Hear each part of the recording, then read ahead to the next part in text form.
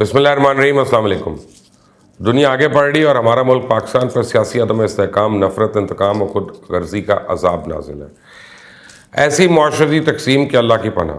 زمانہ جاہلیت میں لوگ بت پرستی کا شکار تھے، لیکن 21ویں صدی کے پاکستان میں لوگوں کو شخصیت پرستی کی طرف دھکیلا جا رہا ہے۔ جیسا کبھی امریکہ نے عراق پہ حملہ کرنے کے لیے جھوٹ دنیا کی رگوں میں گھولا تھا، جعلی خبریں، بچوں کا جعلی رونا دھونا، جعلی کیمیکل ہتھیار، دنیا سے جعلی ہمدردی، اسی طرز میں ایک بھاری پروپیگنڈا مہم عمران خان کی حمایت اور اس کے دشمنوں کے خلاف جاری ہے، جس کا انجام صرف اور صرف پاکستان کے لیے مزید مشکل، مزید تباہی ہو سکتی ہے۔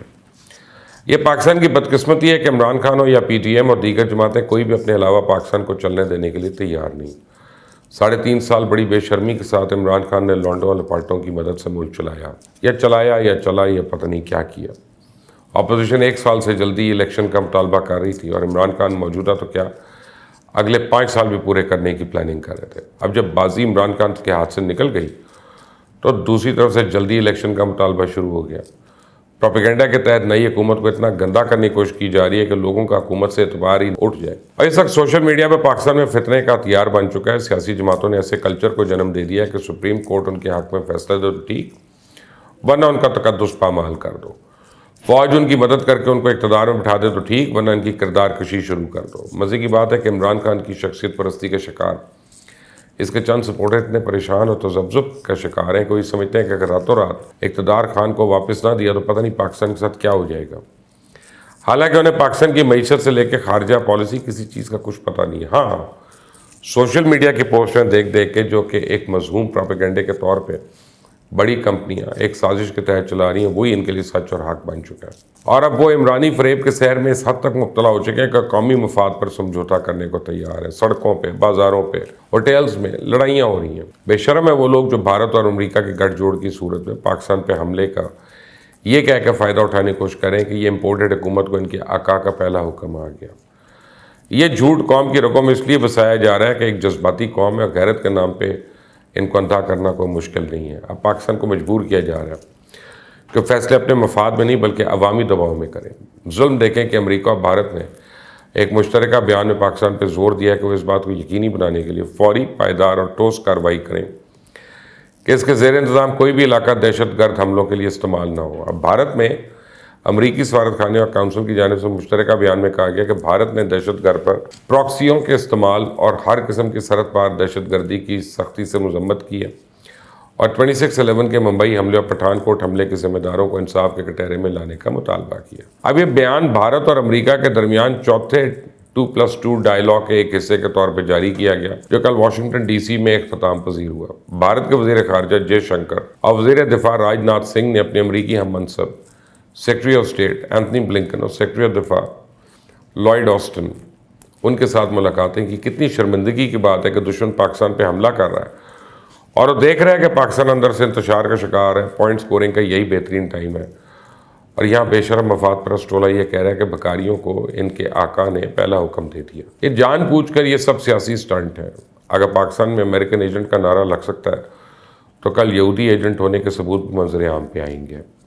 میری تمام پاکستانیوں سے گزارش ہے کہ پاکستان پہ رحم کریں، دشمن کے خلاف پوری قوم متحد ہو، اور جو بھی نفرت، انتقام، غیرت اور مذہب کارڈ کھیلنے کی کوشش کرے اسے عوام اپنے ووٹ سے عبرت کا نشان بنا دیں۔ پاکستان میں ووٹ دینے کے لیے سب سے پہلا معیار کارکردگی ہونا چاہیے۔ جب تک ہم ادھر ادھر کی باتوں پہ کان دھرتے رہیں گے اس وقت تک پھر کارکردگی کی بجائے کھوکھلے نعرے ہی ہمارا مقدر بن جائیں گے۔ میری نظر میں عمران خان نے اگر چور، ڈاکو، لٹیرے، غدار، بھکاری کی گردان چھوڑ کر عوام کو ریلیف دینے، اپنی اچھی ٹیم تیار کرنے، مختلف شعبوں کے ماہرین کو اپنی ٹیم میں شامل کرنے اور گالی دینے کی بجائے قوم کو اخلاق سے تربیت کی کوشش نہ کی، عمران خان کہیں قصہ پارینہ نہ بن جائیں۔ مجھے کوئی یہ بتائے اس ملک کا کیا قصور ہے؟ سیاستدانوں کی آپسی کھینچا تانی نے اس ملک کو ایک کھیل کا میدان بنا دیا ہے۔ اس میں بھئی ہمارا کیا قصور ہے؟ کرکٹ لیجنڈ، سیر انگیز تقریریں کرنے والا نیشنل ہیرو، اقتدار میں آنے کے بعد ایک ڈرانا خواب، مہنگائی اس کا ٹریڈ مارک۔ جتنی مہنگائی پاکستانی قوم نے اس دور میں دیکھی شاید 70 سال میں مجموعی طور پہ اتنی مہنگائی نہ دیکھی ہو۔ جتنے وعدے انہوں نے اپنی قوم سے کیے شاید ہی دنیا میں کسی سیاستدان نے کیے۔ عمران خان کو تو یہ اعزاز حاصل ہے کہ انہوں نے پوری قوم کو دن میں خواب دکھائی جو اقتدار آنے کے بعد ڈرونے خوابوں میں تبدیل ہو گئے۔ اور عمران خان کے سپورٹرز جن کے پاس پاکستان میں کوئی آپشن نہیں ہے، کیونکہ ان کے مخالفین جنہیں میڈیا پہ تو کرپٹ ثابت کیا جا چکا ہے، بچے بچے سے پوچھ لو اس کو پتہ ہے پاکستان کا سب سے کرپٹ خاندان، کرپٹ شخص کون ہے. یہ سب سوشل میڈیا کی کرامات ہیں. لیکن بدقسمتی سے عمران خان بھی ایڑی چیڑی کا زور لگانے کے باوجود کچھ ثابت نہیں کر پائے، اور اب یہ صرف افسانے رہ گئے ہیں. کیونکہ احتساب کرنا تو مقصد ہی نہیں تھا، مقصد صرف اقتدار حاصل کرنا تھا اور انہیں ذلیل کر کے اس کی سیاسی ریٹنگ کو گرانا تھا. عمران خان کے کئی پرانے سپورٹر جن میں شاید میں بھی شامل ہوں، یہ یقین کرنے لگے ہیں کہ خان صاحب صحیح بات نہیں کر رہے. وہ کہتے کچھ اور کرتے کچھ ہے. عمران خان نے اپنے فائدے کے لیے مذہب کا استعمال کیا. سودی نظام کی بادشاہت میں ایک بھی قدم اٹھائے بغیر ریاست مدینہ کو سیاسی نعرے کے طور پہ استعمال کرتے رہے. عمران خان نے 1 کروڑ نوکریاں، 90 دن میں انقلاب، دنیا کی بہترین ٹیم، 50 لاکھ گھروں کا وعدہ یہ جاننے کے باوجود کیا کہ ان میں یہ ڈیلیور کرنے کی حیثیت ہی نہیں، قابلیت ہی نہیں. تو عمران خان نے دنیا بھر کے بہترین نظاموں کو صرف سیاسی تقریروں کے لیے استعمال کیا، لیکن جب اقتدار ملا تو 3 سال سیکھنے میں لگا دیے، ان میں سے ایک کام بھی نہیں کیا. بے نظیر انکم سپورٹ پروگرام کا نام احساس پروگرام رکھتے نا، یہ تو کوئی کارنامہ نہیں ہے. عمران خان کو صحت کارڈ یا خیراتی کاموں کے لیے تو نہیں لائے تھے. ہم پاکستان کو عمران خان کی زیر سرپرستی یورپ بنانا چاہ رہے تھے، لیکن ان کی حکومت نے پاکستان کو یورپ بنانے کے بجائے ایشیا میں سب سے پیچھے دھکیل دیا. کپتان نے حکومت بنائی اور ایسے لوگوں کے ساتھ مل کر بنائی جو کسی بھی لحاظ سے نظریاتی نہیں تھے، لیکن عمران خان کو اقتدار حاصل کرنا تھا اور انہوں نے وہ تمام کام جو خود نہیں کر سکتے تھے اس کے لیے جہانگیر ترین کی خدمات لی. لوٹوں سے بڑے جہاز حکومت بنانے میں کامیاب ہو گئے. پھر سب سے بڑا امتحان وہ 90 دن کا وعدہ تھا جو عمران خان نے صرف عوام کی ذہنی عیاشی کے لیے کیا. بڑے بڑے ہاتھ پاؤں مارے گئے، کچھ نہیں ہوا. پھر صرف سوشل میڈیا پر عوام کی ذہنی عیاشی کے لیے تشہیر کی گئی. رزلٹ 0. عمران خان نے کہا جو کام ٹھیک نہیں کرے گا اس وزیر کو گھر بھیج دوں گا، لیکن کوئی بھی ایک منتخب وزیر گھر نہیں گیا. کپتان فیلڈ پلیسنگ پہ چینج کرتا رہا. بالآخر کپتان خود بدل گیا. جان بوجھ کر مٹھے کھلاڑی عثمان بزدار کی صورت میں قوم میں مسلط کیے گئے. اگر عثمان بزدار میرٹ پہ تھا تو میرٹ کا پھر اللہ ہی حافظ. اور یہی کہانی محمود خان KPK کی ہے. عمران خان ریاست مدینہ کا نعرہ وہ صرف اور صرف اپنے سیاسی فائدے کے لیے استعمال کرتے رہے. ہم مذہبی جماعتوں پہ الزام لگاتے ہیں کہ وہ مذہبی کارڈ استعمال کرتے ہیں، لیکن ہر چیز میں ریاست مدینہ کو اپنے فائدے کے لیے استعمال کرنا کیا تھا؟ کوئی ایک کام تو بتا دیں جو ریاست مدینہ والا دور کی بات ہے ان کے لیے کوشش بھی کی گئی ہو. شیلٹر ہاؤس سے تو ریاست مدینہ نہیں بنتی. کیا لوگوں کو انصاف ملا؟ کیا تعلیم اور صحت دی؟ نہیں، بالکل نہیں. احتساب کو کس نے مذاق بنایا؟ آپ کو خوبی اندازہ لگا لیں. ہر بات میں حضرت عمر کی مثال دی جاتی ہے، لیکن اس کے برعکس توشہ خانہ میں ملنے والے تحائف کا حساب دینے اور یہ بھی بتانے سے انکار کر دیا جاتا ہے کہ دیا کیا کیا. اب تو جیولر سے خبریں آ رہی ہیں کہ 18 کروڑ کا ہار بکے، پتہ نہیں کیا کیا گھڑیاں.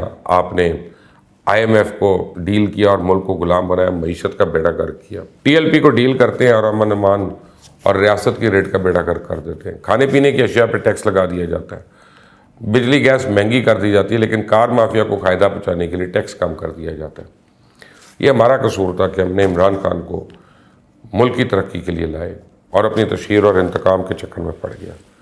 پھر ایک نکمے شخص کی طرح ہر بات کی ذمہ داری دوسروں پر ڈال دو. ہم نے دیکھا ہے کہ ڈیلیور کرنے والا کبھی عذر نہیں پیش کرتا بلکہ کارکردگی دکھاتا ہے. یا ہر چیز سابقہ حکومت پہ، ہر چیز سابقہ حکومت پہ. قرضے وراثت میں ملے، لیکن کو 30,000 ارب کے قرضے 47,000 ارب پہ پہنچا دیے. سابقہ حکومتیں ڈالر کنٹرول کرتی تھی، لیکن انہوں نے نہ کنٹرول کر کے بیڑا کر دیا ملک کا، معیشت کا، عوام کا. ایسی پالیسی کا کیا فائدہ جس سے عوام کی مشکلات میں مزید اضافہ ہو؟ یہ ملک عوام کے لیے ہے، یہ اقتدار عوام کے لیے ہے، لوگوں کے لیے ہے. پرچیزنگ پاور ان کی تباہ ہو گئی، فی کا آمدنی ختم ہو گئی، مہنگائی ڈبل ہو گئی. پھر کہتے ہیں ہمیں ان پالیسیوں پہ تمغے دو. صرف باتوں سے لوگ نہیں بیوقوف بن سکتے. وہ صرف اسی وقت بن سکتے تھے جب تک انہوں نے آپ کو آزمایا نہیں تھا.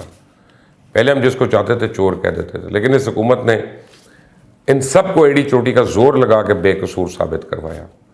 ہم کس منہ سے ان کو کہیں کہ انہوں نے کرپشن کی ہے؟ لیکن یہاں مقصد کسی نہ کسی کو تو کرپٹ ثابت کرنا ہے، لیکن نہ ہی کسی کو جیل میں ڈالنا ہے. یہ سارا کھیل گندی سیاست اور ووٹ لینے کا جو ان کو اقتدار تک پہنچا دے. ایسی صورتحال میں تو انسان یہی کہہ سکتا ہے کہ اللہ تعالیٰ پاکستان کی حفاظت فرمائے اور اسے ابلیس کے شر سے محفوظ رکھے. آمین. اللہ حافظ.